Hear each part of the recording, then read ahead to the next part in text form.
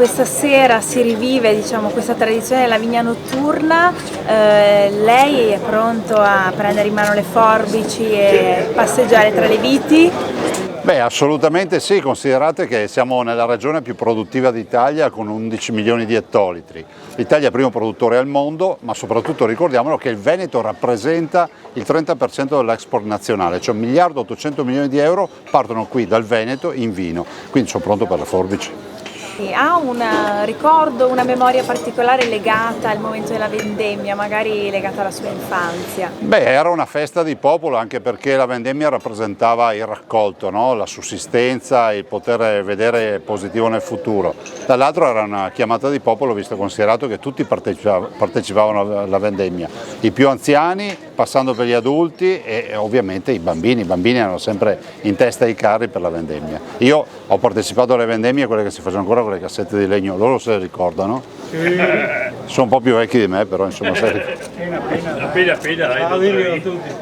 Le Vigne di Sara, una struttura virtuosa delle colline del Prosecco. Quanta strada c'è ancora da fare dal punto di vista proprio delle strutture ricettive per andare incontro a un turismo che crescerà molto in questo territorio? Ma dico già che lunedì noi poseremo la prima pietra per il ponte sul Campea e quindi per completare quei 50 km del percorso dell'umanità, come lo chiamo io, percorso dell'UNESCO, da Vittorio Veneto a Valdobbiadene. Dall'altro dico anche che oggi noi abbiamo come destinazione turistica il Prosecco che cresce di più in Veneto, quindi la prima destinazione turistica per crescita è il Prosecco.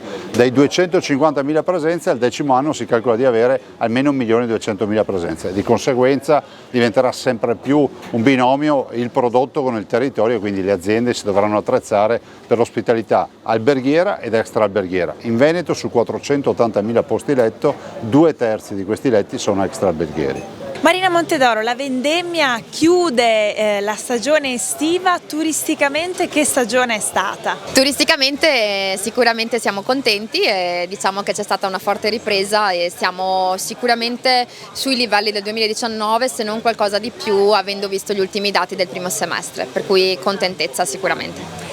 Questo alle Vigne di Sara è un appuntamento clou, diciamo, della stagione sulle colline che, come abbiamo detto, chiude l'estate e poi c'è l'autunno, un autunno che come sarà sulle colline? Beh, oggi è un appuntamento ormai che è diventato fisso e credo che ci sia da ringraziare appunto Sara che è una giovane che ha investito e che sta investendo tanto sulle nostre colline, quindi positivo.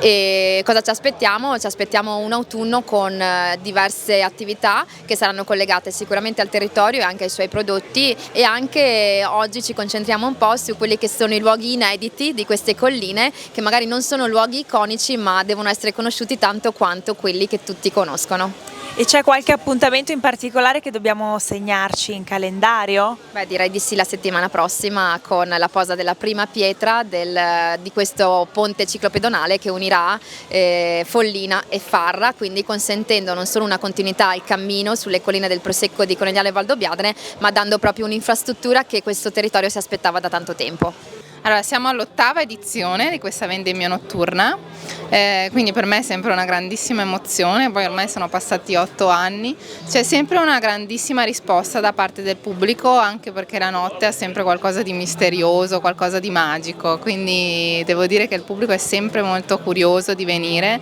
e poi questa collina si chiama Col de Luna, quindi la notte è perfetta.